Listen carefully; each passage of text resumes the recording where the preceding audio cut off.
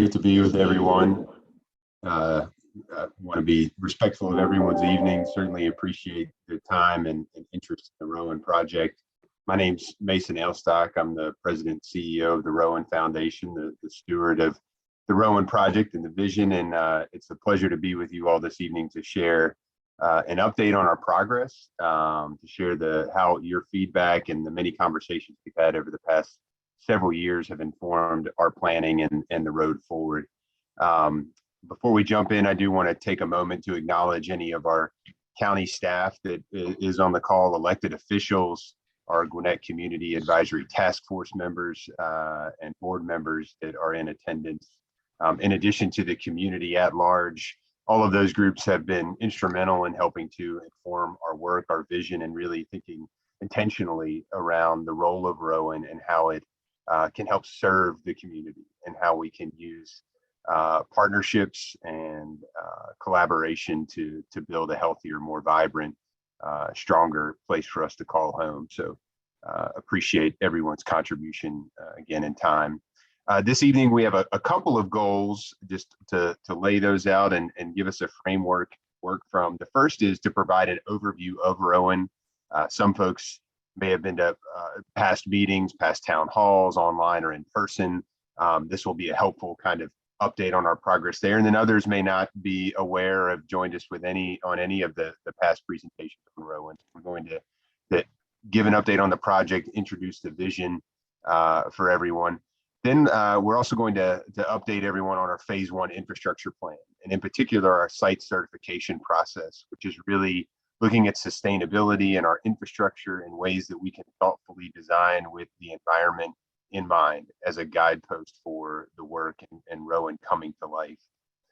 We'll then have a facilitated breakout room conversation that I'll explain in a little more detail when we get to that point, but you'll be able to self-select a breakout room to go to and have a great conversation, ask questions, offer feedback as a part of our facilitated groups. And then we will come back together, reconvene, have a debrief of the conversations, document everything throughout. And then we'll also be sharing this online on our website, a recording of this presentation, as well as a way for you to continue to provide feedback and thoughts going forward through our website. So with that, I will keep us moving forward. We have a quick warm-up exercise to get everybody familiar with the conversation. This is absolutely not a lecture. I'm not a lecturer. This is a conversation, a community conversation. We want to give you a voice. It'll be a digital voice as well as your own voice as we have the breakouts. But the first one, we'd love folks to take a look at. If you go up on your phone or on your computer and type in that address at the top, www.menti.com,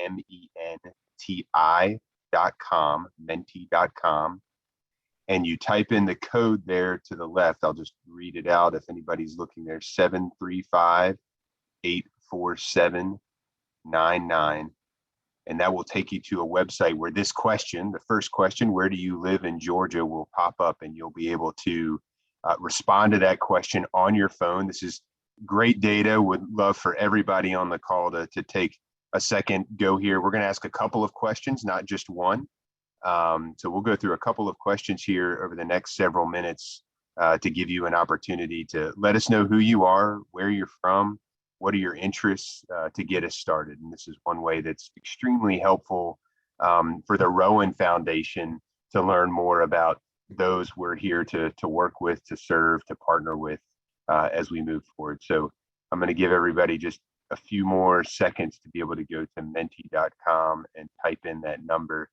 I know it takes a couple seconds the first time you do it, but once you're in and we click to the next question, the question will auto refresh. So once you've made your selection on this, where do you live in Georgia, it'll auto populate, and then it'll carry us over to the next question. So I see a few more responses coming in, and thank you for those. Again, super helpful to have this feedback. So we'll go to the next question.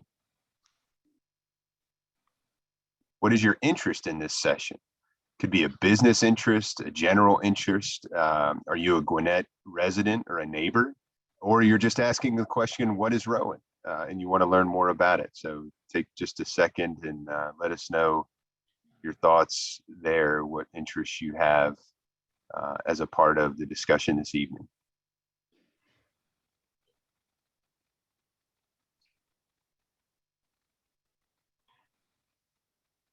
This is great. Great to have live feedback coming in. A couple more seconds and then we'll click over. Wonderful. Okay, let's go to the next question. Is this your first Rowen public meeting? I'd mentioned about over the past 2 years, we've had online conversations, we've had in-person town halls in Decula, the community center. We've been on social media. We've had a number of videos that have been shared publicly that you would be able to watch, and encourage you all of to go find those as well if that's of interest. But is this your first Rowen public meeting that you're participating in, or are you someone where you're familiar with the project?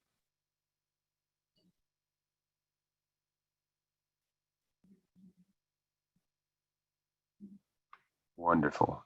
Excellent. So we have a number of folks that have been with us before, a handful of folks also that this is their first time. So welcome.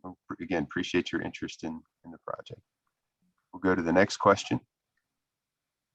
How did you hear about this event? Again, very helpful in learning about how you hear about the event. We send it out on email, our website, through our different social networks. So it's great for us to learn what's been most effective in how we've communicated, so that we can continue to focus there and then find other ways to communicate on the different platforms. So it looks like a lot of folks received email, and I'll give a quick plug for email. On our website, rowenlife.com, there's a connect button in the upper right hand corner where you can sign up for our e-news blasts and project updates. We use that as our communication platform as well for this event. So encourage everybody to go register there if you haven't already. Perfect, thank you. We'll go to the next question. And how long have you known about Rowen? I mentioned we publicly launched about 2 years ago. Some folks heard about it right away in the news or locally in Gwinnett, and others are hearing about it as news comes out and through friends and colleagues or other pathways. So how long have you known about the project? Great. So a lot of folks have been familiar for quite some time, others for months, but nobody for weeks. So that's good. There's some awareness there. Glad to hear that. All right, we'll go to the next question. And in a single word, what does knowledge economy mean to you? This is a term that we use perhaps too often when we think about the type of place that Rowen will create. That is about knowledge jobs. It's about creating access to a diverse economy. So just welcome your thoughts on what does a knowledge economy mean to you. Great. Give it just a second. Anybody else? A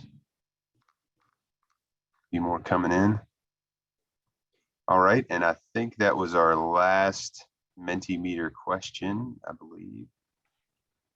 We can go to the, so thank you for that. That's again helpful data, helpful feedback, conversation from everyone.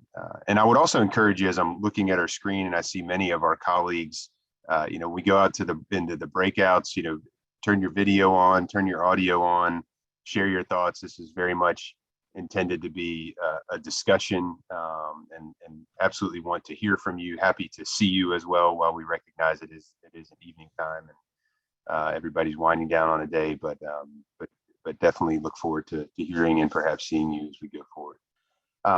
So Rowen, as a part of our community update, let's provide some insights into the project. And really, we'll start with our mission, and it's clear and it's impactful. It's to be a catalyst for education, for research, for innovation, and transformation through the creation of a global destination that recognizes the stewardship of the land as the cornerstone of an inspired community. And I think there's a number of words there that really stand out around the land, around community, around education and research as really being pillars that guide us as a part of our work.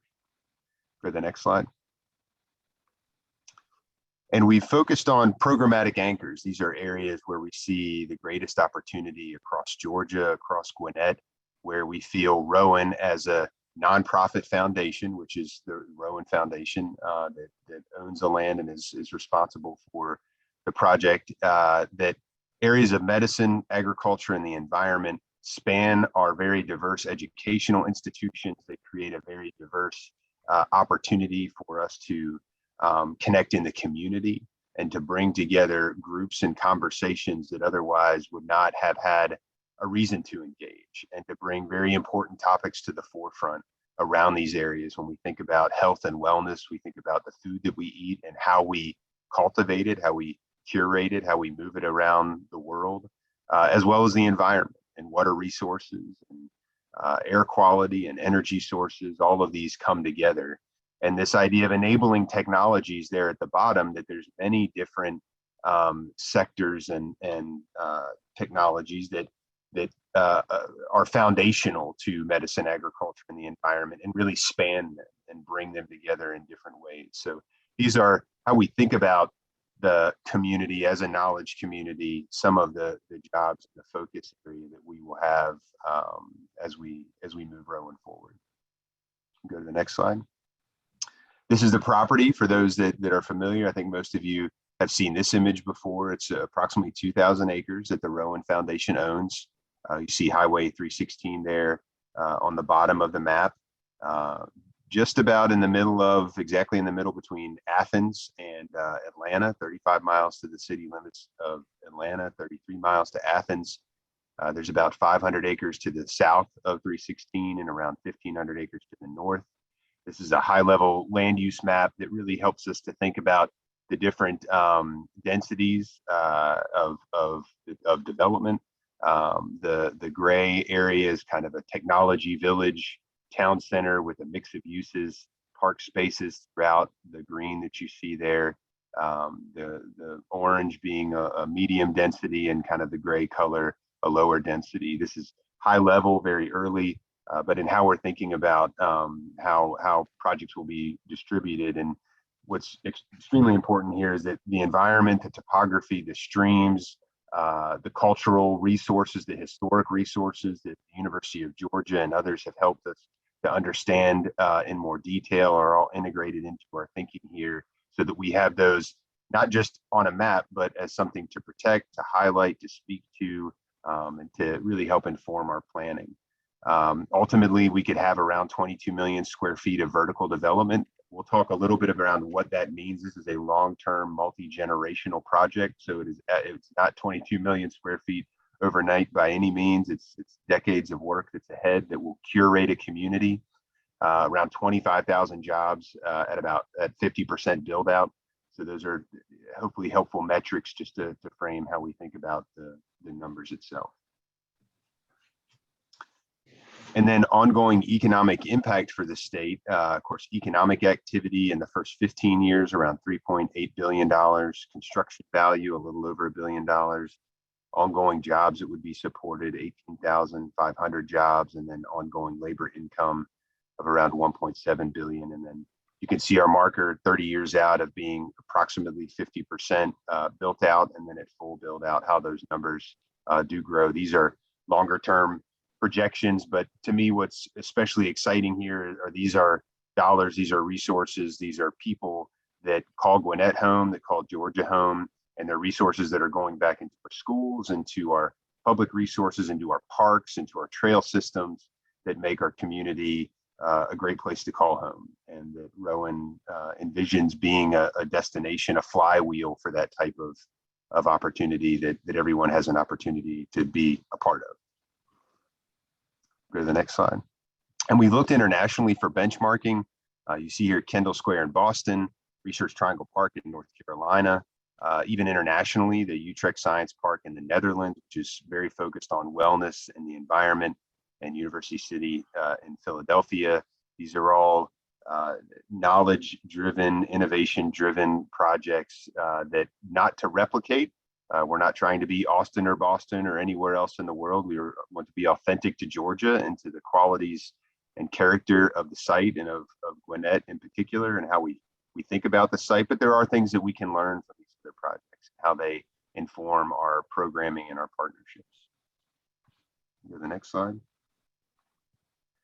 I mentioned the Gwinnett Community Advisory Task Force. This is a group that was really critical of diverse leaders from the private sector, public sector, elected officials within Gwinnett County that helped to speak to our vision and the core values of the foundation. Before we had a shovel in the ground, before anything was in place on the site, very early conversations and valuable input that they've provided that we documented and have taken seriously and incorporating into our planning work. We'll go to the next slide. And that's really been focused on these core values that have come out of the GCAT feedback of, highly collaborative. This is about bringing diverse groups together to have meaningful conversations, opportunities to engage with each other in person as well as digitally, making it as accessible and affordable as possible. A colleague that says this is not about marble, ferns, and fountains. This is not all Class A space. This is not all corporate space.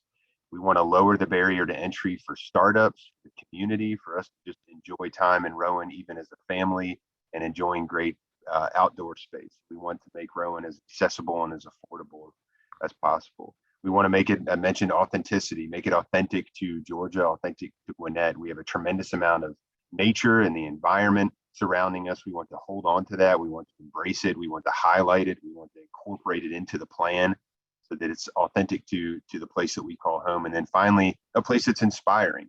When I think about a knowledge community, I think about a place where I would want to bring my kids to be excited about the future, where my daughter can see a female engineer. She could see others in the arts and the humanities and be inspired about tomorrow and see herself in that as she grows into a profession one day. So these are important values that have continued to guide us. Go to the next slide. And in addition to the Gwinnett Community Advisory Task Force, we also had a tremendous amount of community engagement, both online as well as in person. Hundreds of conversations with sounds like many of you that have been to these before. Again, tremendously valuable. On the next slide, we actually showed the documentation that we then had on our website. We used with our planning team around these different values and insights that have been extremely helpful. So this is a continuation of that, an opportunity to build on and expand the community engagement that we started and have continued over the past several years. And that input has provided, great words to inform how do we think about Rowan? It's a place that's welcoming. It's a place with bike paths, the integration of congregation areas, park space, walking paths, historic preservation, higher education, and many others. Again, important words to guide our plan. We'll go to the next slide. And I'm going to ask Amy Sandberg to speak to our site certification process and its important role in our sustainability work. Thanks, Mason. As Mason alluded to, sustainability and the associated sustainable development is a core value of Rowan. This includes working in all practices of sustainability, such as environmental protection, working with the community in meetings such as the one we're having tonight to gather the feedback and determine the needs of our site users, and ensuring that any financial decisions made provide a sound foundation for the future. In order to ensure that Rowan is walking the walk of sustainability and not just using it as a buzzword, the team has chosen to use the Sustainable Sites Initiative to provide verification for their efforts. Sites is a certification process that's based on landscape and site development projects, and it provides a framework of criteria to ensure that sustainable measures are appropriately included and maxes out what is expected for sustainable practices. Within the framework, the team will be awarded points based on the sustainability practices implemented, and there will be more points awarded based on the sustainable elements that are included and how different and unique they are. The higher level that is obtained will generate a higher rating, And once the designated number of points has been reached, the project will be awarded site certification. The team is very optimistic at the chance to obtain one of the highest levels for sites. There are 64 credits within sites. 18 of them are required for certification, and the rest of them depend on the goals of the project, sometimes depending on the geography or things that are available on the site, and allows you to pick and choose within those to meet the needs of the project and the community in terms of sustainability. As you can see on the screen, there are 10 different categories, which are the ones listed in the little boxes. And these categories range from credits that have traditional site development practices, such as protecting our water resources, and also steps into things like ensuring site users are very comfortable in the surroundings that are provided, that if any gathering spaces are provided, they have enough seating and shading to provide a comfortable environment for you to sit and talk with your friends, colleagues, family, and anybody else that may be there with you. It also provides the opportunity for educational elements, kind of similar to what Mason was talking about in wanting to make sure that Rowen really embraces the educational side of things, and allows us to put signage onto the site that describes what sustainable measures are put on the site so that future users know what went into the project design and can hopefully learn a little about this and take it back to their communities and their practices. Through the use of these practices, and especially by taking the initiative to provide the verification through the Sustainable Sites Network, the Rowen Foundation is demonstrating that they truly have a strong commitment to sustainability, not only for the future of Gwinnett County and the metro Atlanta area, but for the state of Georgia as a whole. And with that, I believe we are turning it over to Bob Hughes. I'm going to jump in just really briefly before Bob jumps in. I mentioned multi-generational and decades of great work ahead. And part of that is really, one, because of our mission and vision to curate a community. And then two, because of the scale. I mean, 2,000 acres is a tremendous responsibility, a tremendous opportunity for the foundation to lead. And I think, Bob, you speaking to the scale and how we've overlaid the Rowen property in these different areas of the region provide really helpful context. Yeah, thank you, Mason and Amy. When we talk about 2,000 acres, even for those of us who make a living planning land and moving forward on projects like this is an unusual tract of land. And quite often as we were working on it, we had to remind ourselves, oh, that's 200 acres worth of it here or there. And so we put together this simple overlays of being able to say, if we cut out the shape of Rowen, the gross area, and laid it over downtown Atlanta, it would go from the state capitol to Piedmont Hospital and from Northside Drive to Piedmont Park.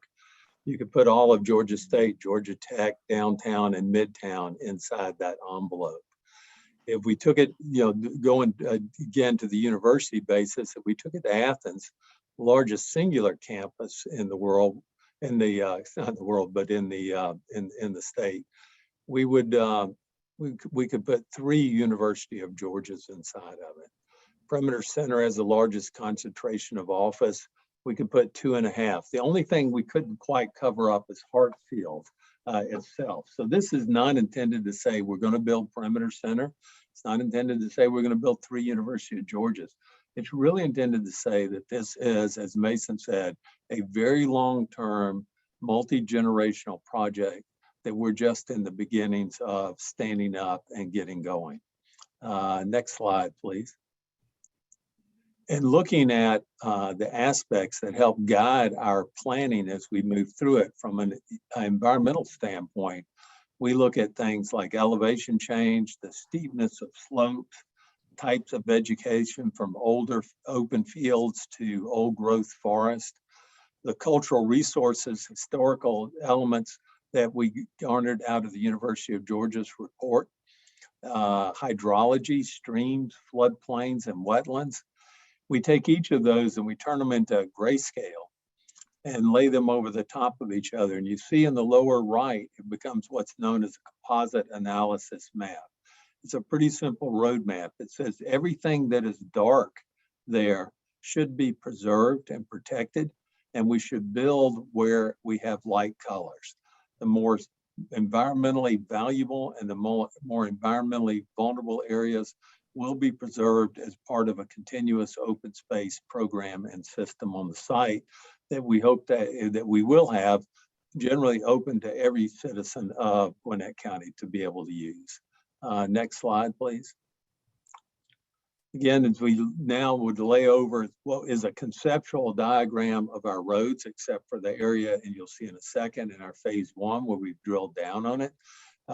Each of these areas will get additional study as we move into a phased analysis of this. So part of this plan is tied down and part of it is very flexible and needs additional study to be fully developed.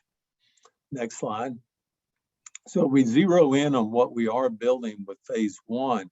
It really is about 2 miles of complete streets. And that's an interesting word that we use in our world that has a lot of meaning to it. It doesn't mean streets that are roads just for cars. It means streets that anticipate bicycles, future transit, trails, walking, as well as automobile use on it. If we look at this, we're going in and putting in about 2 miles of the complete street, which will open up all of our different land use categories in the market.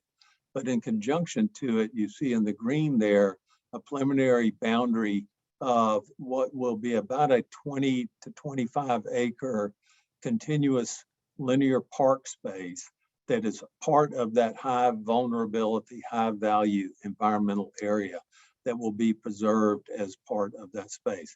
You see something labeled there as an activated stormwater park. You'll see a couple of images of this as we move forward, but it's where we take the stormwater that we filter and store and release slowly, and we interweave that with usable park and green space, so we get dual use out of it. And we hope to drop our marketing center down on the edge of this to be in the park as well. Next slide. As we go through tonight, we're going to have 4 areas that we talk about, and these will lead to our 4 breakout areas. One is as we build a complete street, we're building a phase 1 of our transportation and connectivity system. And we'll talk a little bit of that in a minute, and anybody interested in that can join in the breakout room. The environment and public realm, how we're addressing native plant material, natural systems as we build around them, and making all of these spaces accessible for people. We want to talk about the construction process that we will begin later this year and how there's opportunities for those who are related to that world and interested in seeing if there might be opportunities. And then the final thing is we've looked at this. When you think about research, you might think they're laboratory buildings. They're buildings with laboratories in it. But we want this site of Rowen to be a living laboratory. We want, if a Boy Scout wants to come out and do an experiment, we want them to be able to do that. We want to be able to link up with people to understand how we're building and how that's affecting the environment. We want to learn phase by phase as we move along. So this Rowen as a living laboratory is a great entry point here for people who are interested in that to move forward. So next slide.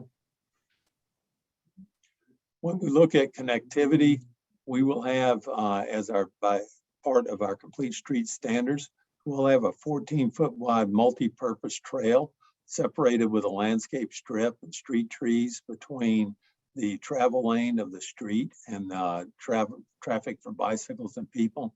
And on the other side, an 8-foot sidewalk. This is also connecting up with what you may be familiar with. Gwinnett County is part of the Eastern Regional Infrastructure Sewer System along the Appalachian River. We'll come back and put in a trail for all the way from Harbins up to where you see the trailhead location located in Rowen itself. We will build pieces of trail, and we hope to take a trail that long-term that the county is talking about, which is called the Piedmont Trail, which will run east-west in the county and bring that through Rowen and connect it to the Appalachian Trail. So really beginning to think about how Rowen itself has connectivity, but begins to connect out. We've also had some conversations with adjoining counties, Barrow County, about how we might be able to extend trails or they extend trails to connect to this network. Next slide. In our streets, when we talk about complete streets, we're doing some really interesting things. We're using the medians to infiltrate stormwater instead of just put it in catch basins and pipes and run it off. We have 12-foot landscape strips on either side between the trail and the sidewalk so that pedestrians and bicyclists are comfortable and separated from automobile traffic. So it's really a different way of beginning to look at the streets. We are doing a process of doing just vertical curb versus curb and gutter to cut down on the amount of concrete we use, because concrete is one of the leading greenhouse gas emitters from the construction industry. Next slide. Area that is encompassed in phase one. Last year, we said early on that we would do this. We completed going through a development of regional impact associated with this so that we know what traffic improvements are needed way before we begin construction and be able to have a coordinated land use and transportation effort on the project. Next, please. As we move into an environment and public realm, one of our design guidelines establishes that we will use 100% native plant material in the site here. We put together an exhaustive list of materials and their interest by different seasons, bloom times, color times, etc., so that we can begin to work with a native landscape, which adds to the functioning environment that we have, not just a pretty landscape to look at. Next. As we've gone through, the drawing on the left is what would have been our original conceptual road alignment for phase one. The drawing on the right is how that's been adjusted to account for elements that you see in the middle, which is a small perched wetland that is in the site that we have worked the road system around. And you can begin to see in the sketch on the right how the idea of the linear park is beginning to emerge and how at each level, additional information informs our choices beyond the conceptual ideas that we have. Next. And then dealing with open space, public space, and how we deal, again, the sort of preserving of nature and building of cities is an important part of what we're doing here. I think the next slide, please, shows again how you can take what we all might be familiar with as a hole in the ground with a chain link fence around it and take stormwater management and weave it into the landscape so that we get increased groundwater infiltration and groundwater recharge, better water quality, and a functioning and aesthetic landscape. Next, please. See if my voice makes it. Barely. Here we go. I'm going to hand back to Mason here and let him begin to talk a little bit more about the living laboratory.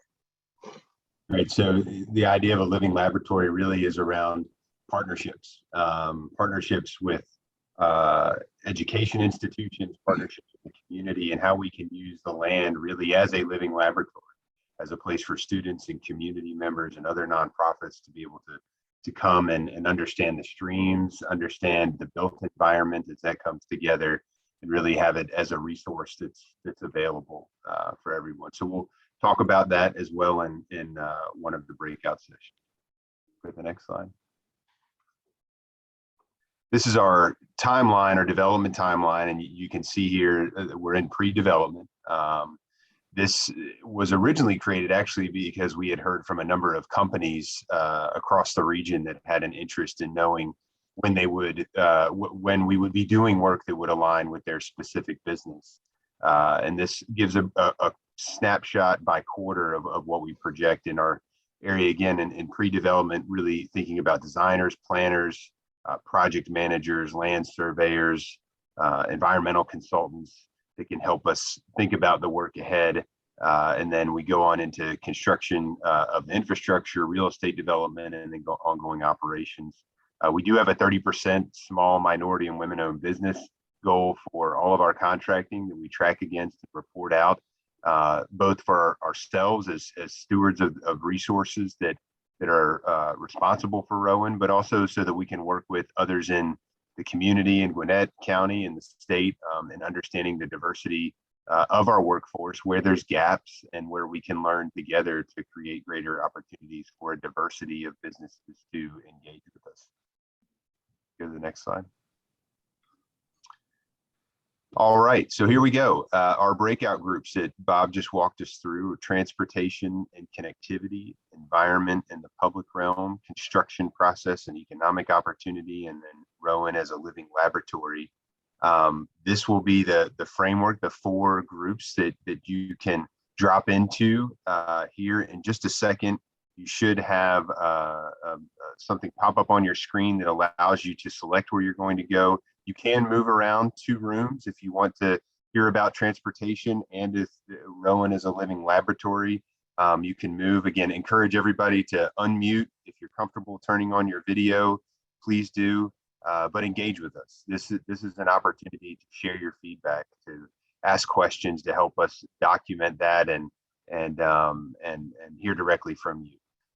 We'll then close that out. We'll take about 30 minutes or so. We'll be checking time internally with the team and how the conversation's going. We'll reconvene, have a debrief, and again, have all of this on our website for you all to listen to again, to share, and to even send us follow-up comments or thoughts that you thought of later or wanted to emphasize.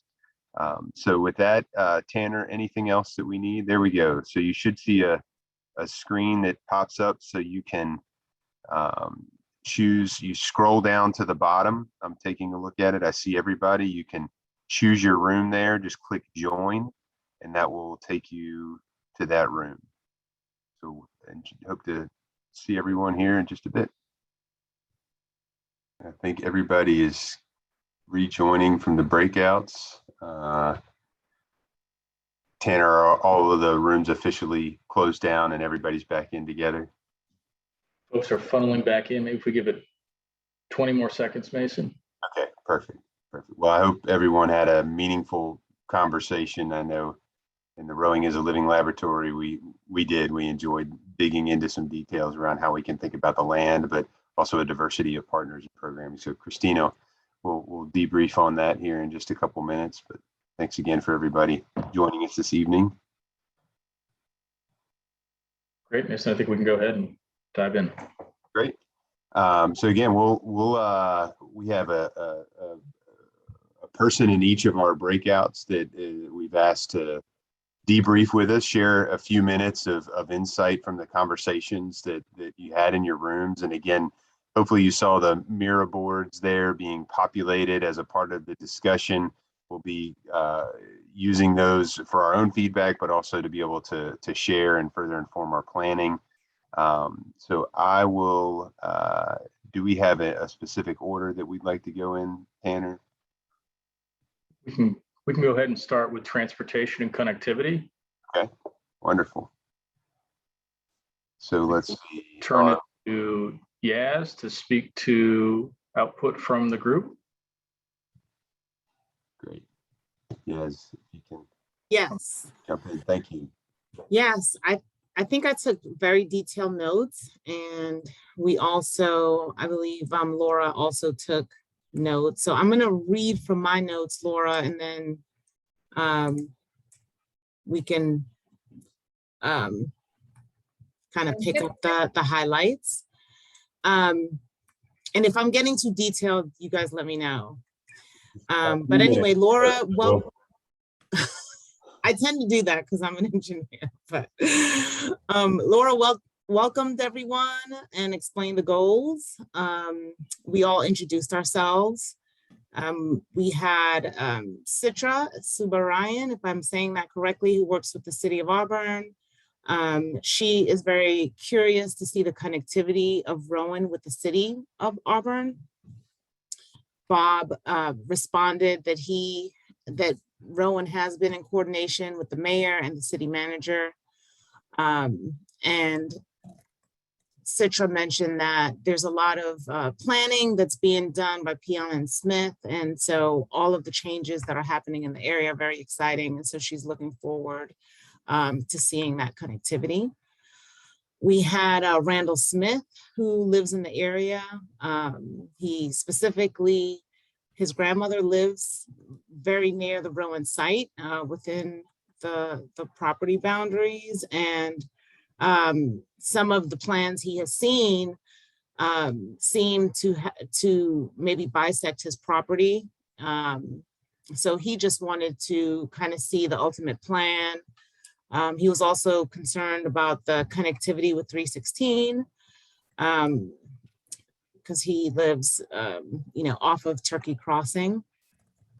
And he's mixed about the development because obviously he lives there. The house also is on a well, so he wants to make sure that the water is still clean. Lee Heron is a 4th generation Gwinnett resident, and he is interested in the overall development from lab space standpoint. He used to live in Research Triangle Park. And one of the things that he remembers from there is that, after 5 p.m., it was basically a ghost town. So he was just concerned that we would kind of be replicating that, but he was very appreciative of the fact that we are not, doing a Research Triangle Park 2.0, that this will be very in keeping with the Georgia vision and the Rowen vision. And Bob was very good to respond that, overall Rowen plan is a mixed use plan and it will feel like a research park, but have hybrid mixed uses. Although there are no single family residential developments planned, there will be, like multi-use in the town area and, as the Rowen development gets built out. Perfect. Is it more? You got? There's more, but I think I've talked for enough time. You guys tell me, how am I doing? How am I doing, Bob? Let's Doing great, yes. That's a All right, great I'll hit 2 more highlights and then we'll move on. I think at that point we talked about just the overall timeline of the project. I kind of went over the thought behind the actual typical section and the roadway design, that we really wanted to make sure that the roads were calming, that they were for shared uses like complete streets. And so a mix of cars, pedestrians, we talked about. Bob, highlighted the fact that just on our typical section, we were able to cut out 6 feet of pavement. So we're saving money, we're, taking account the environment and obviously all of the environmental bioswales. So we talked a lot about that. And finally, we ended just with talking to Randall about his concerns about the land and the overall development. He was concerned about, well, is this kind of stuck in stone? And Bob said, we are, the phase 1, obviously we're in design, we're heading for construction. It should be done by the end of next year, but phase 2 and beyond hasn't been solidified yet. So. Perfect. Thank you. That's very, very helpful. I think now we'll move on to environment and public realm. Is that right? So we'll call on Brian Broderick. Okay, we had a great engaged group. We took a look at the future and a walk through the past and had a good time doing it. Our first questions were really around, specific question was around the trail system and the timing associated with that. And with Steve Sanchez and Mark Patterson from Gwinnett County, we were able to give a good update on the phase 1 trail system, as well as the county-led infrastructure project and the timing for that at the end of, I think, 2024. and which did point out, you know, the potential perhaps for a linkage from that trailhead to the end of our phase one infrastructure. So I thought that was an interesting idea that emerged. We talked about the interaction of the public spaces, how we could see that. We talked about running, picnics, trails, parks, different uses. We talked about our desire to connect, allow different generations to connect, both in what we're creating and in our public spaces, the desire for stories and history of this site to be shared. You know, and then Mark raised a great question. That's, you know, if you really want to have that level of engagement, then obviously we're going to have the staff and resources to facilitate some of that if it's more than a passive use, which was a great point. We talked about the ecology of the site. Steve offered an overview for our group of what that was like, and we had some really interesting ideas emerge. One little nugget that I loved that Sam Hinton shared was the sassafras that was on site. The shipbuilders would actually take a piece of sassafras and include it in ships all the way on the coast for good luck. And then Dawn Fitzpatrick, who also joined us, who had family who lived on the site, mentioned the same thing about the sassafras. And Steve highlighted the fact that we're going to try to use native trees and native plants throughout the site, but the sassafras was an interesting point. We talked about the need perhaps to do some more detailed environmental mapping of plant types and discuss how we may take care of those areas, whether we need to think about controlled burns and things like that, again, which may be unusual in an area, in this area, but may be very necessary. And then we also talked a little bit about potential uses for the visitor center. But we had a robust conversation and a great group who gave us some insights and ideas for the future. Great, thank you, Brian. We'll move on to construction process and economic opportunity. Tanner? Thanks, Mason. We had a great conversation with a lot of folks that joined from the community. From our side, William Greaves, David Scott, Allison Gresham, and myself had a great conversation that started. Tracy Phillips had asked some questions about construction access along 316. What is the process going to look like? What is the impact going to look like to the community? And we talked a little bit about how we were really thinking about not only in the planning for our project, using the DRI process, the Development of Regional Impacts Projects process, about what are the impacts of Rowen long-term, but also the fact that our phase one infrastructure is going to be located inside the Rowen site, and the impact to connectivity along 316 throughout the broader area will be relatively minimal. So tried to address some of the concerns that were raised in our conversation there. Glenn Cruz with UGA had asked some great questions about our 30% SMWBE target and ways that potentially we could partner together with his small business outreach organization to work with William and the Reeves team to make sure that we're connecting with SMWBE partners. William spoke a lot about the types of subcontractors that are going to be part of the phase one infrastructure. We had a great conversation about the types of work that we're going to be seeing, and also that folks can utilize the Rowen website to submit inquiries, to be part of our distribution list, to learn more about Rowen, but more importantly, to let us know if you're someone that wants to be part of the phase one construction process. We can collect that information and provide that to William's team on the Reeves side.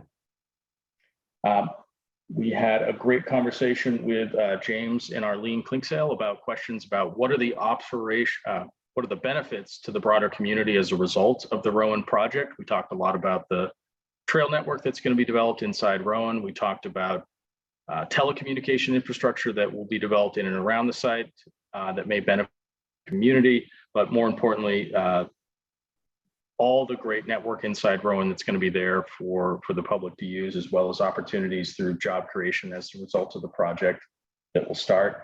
We had a lot of conversations about the connection at 316 and what improvements are planned, and that there's a broader planning process that GDOT is leading to think about infrastructure improvements along 316 and how we make sure that we're connecting the Rowen project thoughtfully to 316 and the broader community. So we had a great conversation, a lot more to follow up in future conversations.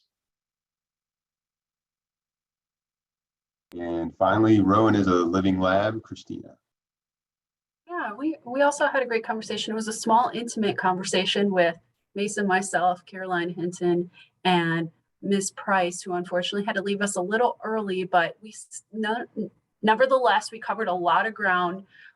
Really started in just talking with each other about what we felt a living lab was, or what that evoked in us, what kinds of feelings. And, Mrs. Price really honed in on the fact that it was living, and she wanted to see something, or, that would respond to the changing needs of the community, that would incorporate, places for innovation that weren't just for university students, but we're pulling in, kids in high school, elementary age students.